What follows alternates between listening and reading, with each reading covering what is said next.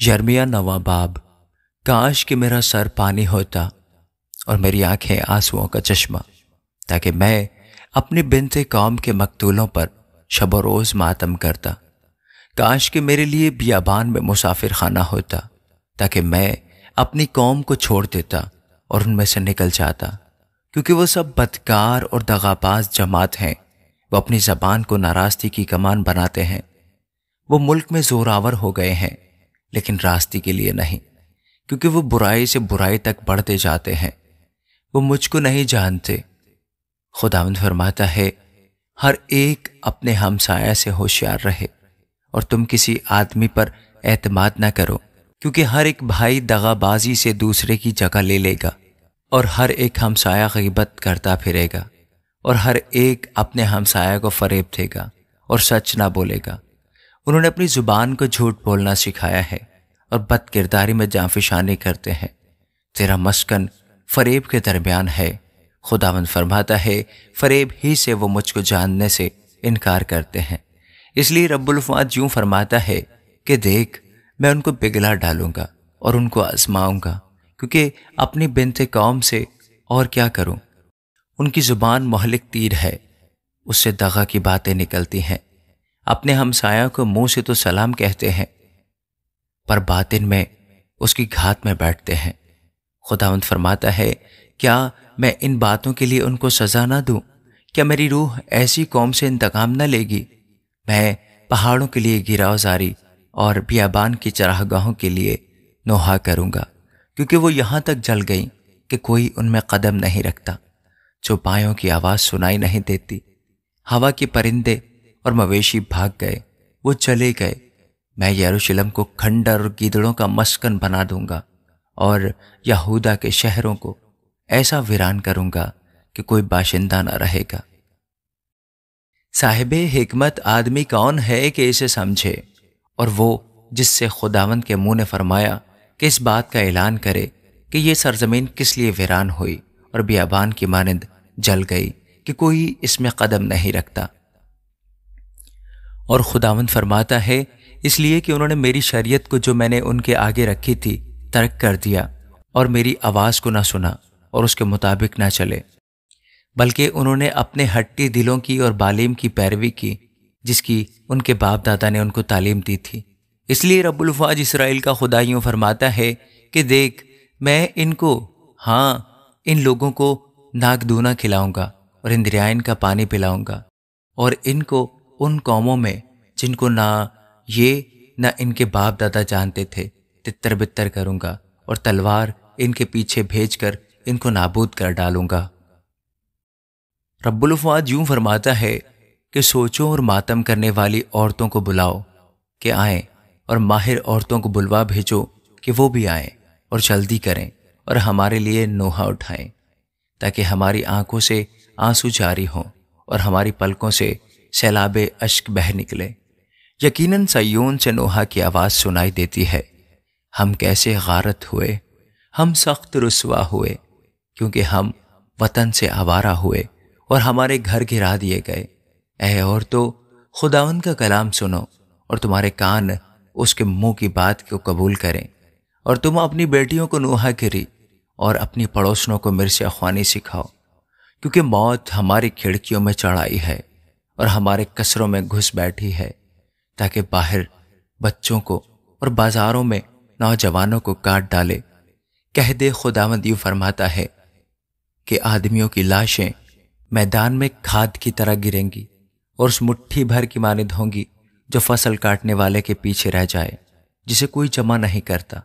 خداوند یوں فرماتا ہے کہ نہ صاحب حکمت اپنی حکمت پر، اور نہ قوی اپنی قوت پر، اور نہ مالدار اپنے مال پر فخر کرے، لیکن جو فخر کرتا ہے اس پر فخر کرے کہ وہ سمجھتا اور مجھے جانتا ہے کہ میں ہی خداوند ہوں، جو دنیا میں شفقت و عدل اور راست بازی کو عمل میں لاتا ہوں، کیونکہ میری خوشنودی انہی باتوں میں ہے۔ خداوند فرماتا ہے، دیکھ وہ دن آتے ہیں، خداوند فرماتا ہے، جب میں سب مختونوں کو نامختونوں کے طور پر سزا دوں گا۔ مصر اور یہودا اور ادوم اور بنی امون اور مواب کو اور ان سب کو جو گاؤ دم داڑھی رکھتے ہیں، جو بیابان کے باشندے ہیں، کیونکہ یہ سب قومیں نامختون ہیں اور اسرائیل کا سارا گھرانہ دل کا نامختون ہے۔ آمین۔ یرمیہ 10واں باب۔ اے اسرائیل کے گھرانے، وہ کلام جو خداوند تم سے کرتا ہے سنو۔ خداوند یوں فرماتا ہے کہ تم دیگر اقوام کی روش نہ سیکھو اور آسمانی علامات سے ہراساں نہ ہو، اگرچہ دیگر اقوام ان سے ہراساں ہوتی ہیں کیونکہ ان کے آئین بطالت ہیں۔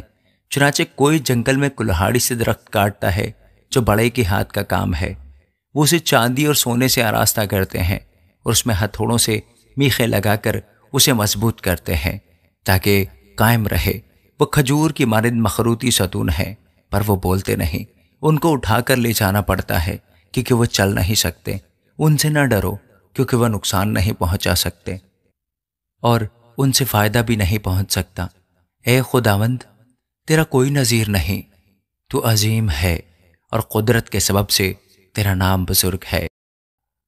اے قوموں کے بادشاہ، کون ہے جو تجھ سے نہ ڈرے؟ یقیناً یہ تجھ ہی کو زیبا ہے، کیونکہ قوموں کے سب حکیموں میں اور ان کی تمام مملکتوں میں تیرا ہمتا کوئی نہیں، مگر وہ سب حیوان خصلت اور احمق ہیں۔ بتوں کی تعلیم کیا، وہ تو لکڑی ہیں۔ تیرے سے چاندی کا پیٹا ہوا پتھر اور اوفاز سے سونا آتا ہے، جو کاریگری کی کاریگری اور سونار کی دستکاری ہے۔ ان کا لباس نیلا اور ارغوانی ہے اور یہ سب کچھ ماہر استادوں کی دستکاری ہے۔ لیکن خداوند سچا خدا ہے، وہ زندہ خدا اور ابدی بادشاہ ہے۔ اس کے قہر سے زمین تھر تھراتی ہے اور قوموں میں اس کے قہر کی تاب نہیں۔